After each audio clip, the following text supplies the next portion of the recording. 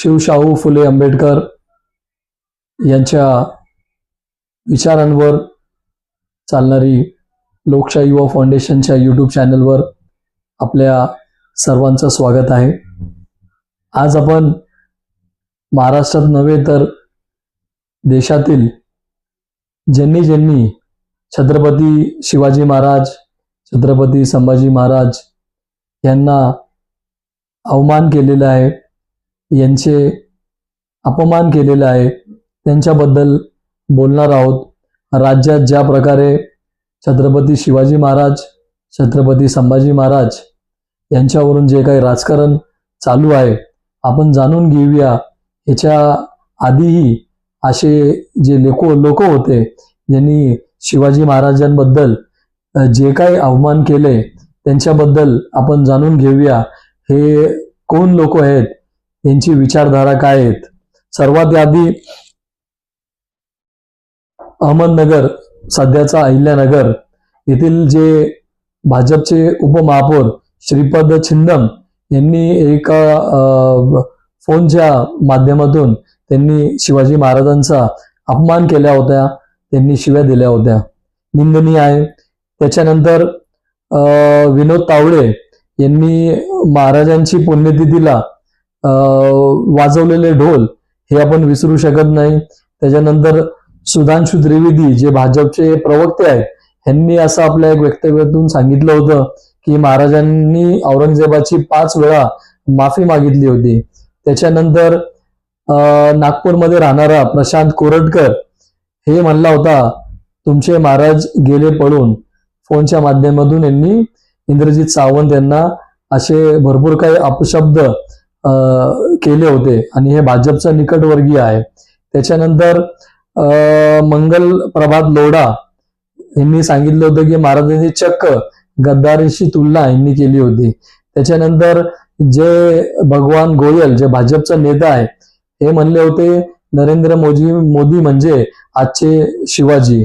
त्याच्यानंतर आपल्या राज्याचे मुख्यमंत्री आणि गृहमंत्री देवेंद्र फडणवीस यांनी सांगितलं नाशिकचे पोलीस आयुक्त छत्रपती आहेत का.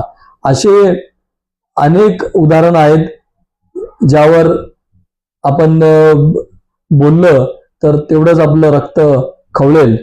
त्यानंतर भगतसिंग कोश्यारी जे दुर्भाग्यपूर्ण महाराष्ट्राचे पूर्वीचे राज्यपाल होते त्यांनी असं आपलं एक वक्तव्य केला होता समर्थ रामदास नसते तर छत्रपतींना कोणी विचारलं नसतं. हे पिळावळ नेहमी छत्रपती शिवाजी महाराजांची विटंबना करत असते. ह्यांना छत्रपती शिवाजी महाराजांचं स्वराज्य कदाचित मान्य नाहीये. त्यामुळेच हे कुठंतरी कधीतरी कसंही कोणत्याही माध्यमातून कोणताही प्रसंग सोडत नाहीये जिथं शिवाजी महाराजांचं यांनी अपमान केलेलं नाहीये, असं कुठंच दिसत नाहीये. आणि हे सर्टिफिकेट वाटत फिरत आहेत.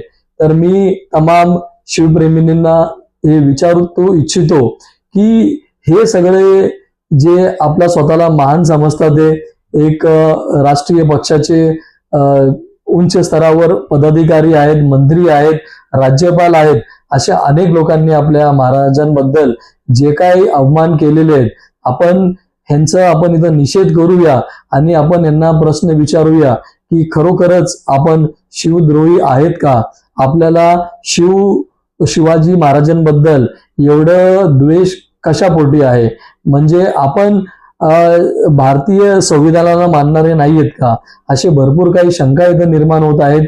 आणि हे सगळं सोडून महाराष्ट्रात जे राजकारण आज चाललंय हे तर आपल्याला सर्वांना माहितीच आहे. तर मी परत एकदा सांगेल की आपल्याला खरोखरच जर शिवाजी महाराजांचा वारसा चालवायचा असेल, शिवाजी महाराज हे महाराष्ट्राचे प्रमुख आहेत, देशाचे प्रमुख आहेत. हे महाराष्ट्र त्यांची आहे.